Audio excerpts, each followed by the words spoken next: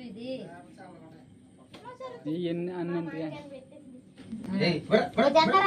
అడ్డి చెట్న వస్తున్నారా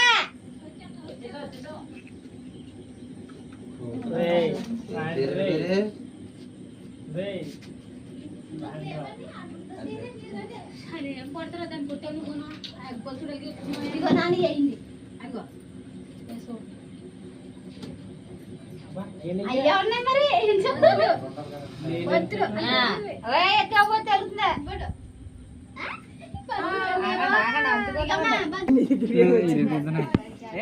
నేనున్నా